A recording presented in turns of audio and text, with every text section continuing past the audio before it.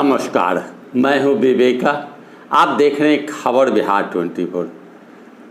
एक और जहां देश में नए संसद भवन का उद्घाटन पीएम मोदी ने किया, दर्जनों साधु संतों के बीच उन्होंने नए लोकसभा का उद्घाटन किया और साथ ही साथ सिंहौल का स्थापना भी किया।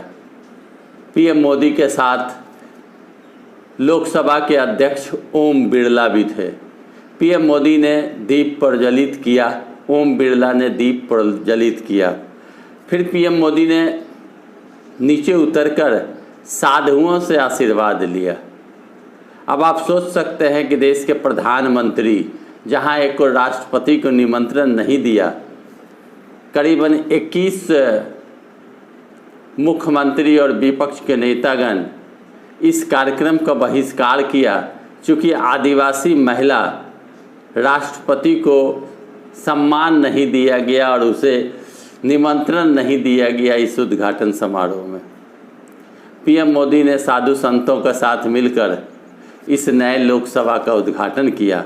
वहीं दूसरी ओर महीनों से धरना पर बैठे महिलाएं, रेसलर और पुरुष रेसलर जो देश के नाम को रोशन करते हैं और मेडल जीतकर आते हैं, जिसने आरोप लगाया था कि कुश्ती संघ के अध्यक्ष रहे बृजभूषण शरण सिंह ने यौन शोषण लड़कियों के साथ किया है और बरसों से लड़कियां इस समस्या को झेल रही है।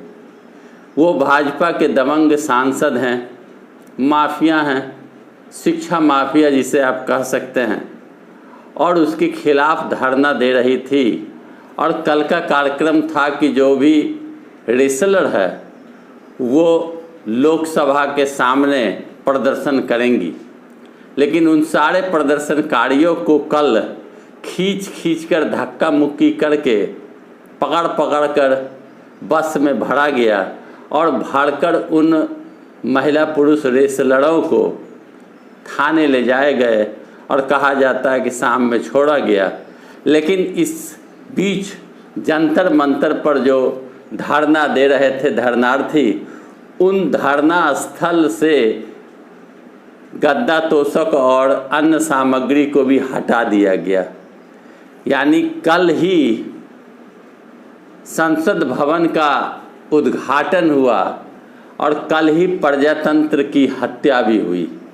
जो रेसलर धरना महीनों से दे रहे थे भाजपा सांसद के खिलाफ, उन रेसलरों को गिरफ्तार किया गया और उनके धरना स्थल को साफ कर दिया गया।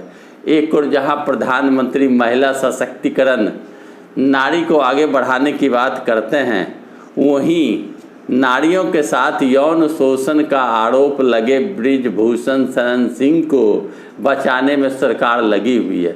उसे बचाया जा रहा है, उसे पकड़ा नहीं जा रहा है पुलिस के द्वारा, जबकि पॉक्सो एक्ट का मुकदमा भी दिल्ली पुलिस ने दर्ज किया सुप्रीम कोर्ट के कहने पर। 2 FIR होने के बाद वो खुला घूम रहे हैं और कल कुचल दिया गया इस आंदोलन को। खाप के महापंचायत के समर्थक जो दिल्ली के बाहर से आ रहे थे, उन्हें सीमा पर रोक ली गई। धक्का मुक्की, ठेल ठाल जो पुलिस की आदतें होती रही। रेसलरों को जबरन उठा कर बस में भरा गया, चाहे वो साक्षी मलिक हो, विगेश फोगाट हो या बजरंग पुनिया हो।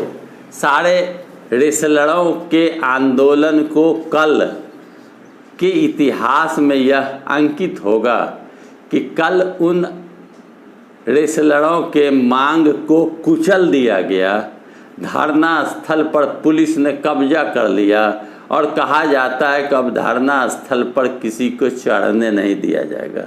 तो कल अगर देश में नए संसद भवन का उद्घाटन हुआ, अमृत काल में जो कहा जाता है, और कल ही नारियों का शोषण करने वाले को खुला छूट देते हुए नारियों के साथ यह अभद्र व्यवहार किया गया। तो देश में प्रजातंत्र कहाँ है? एक तो संविधान की धज्जी उड़ाई गई, राष्ट्रपति को निमंत्रण नहीं दिया गया, और कल ही प्रजातंत्र के मौलिक अधिकार के तहत धरना प्रदर्शन कर रहे धरनार्थियों को पकड़कर जेल ले जाया गया, थाने ले जाए गए और धरना स्थल से खदेड़ दिया गया। एक ओर संविधान का हनन, दूसरे ओर प्रजातंत्र की हत्या कल हुई। दो घटनाक्रम हमेशा याद करी जाएगी।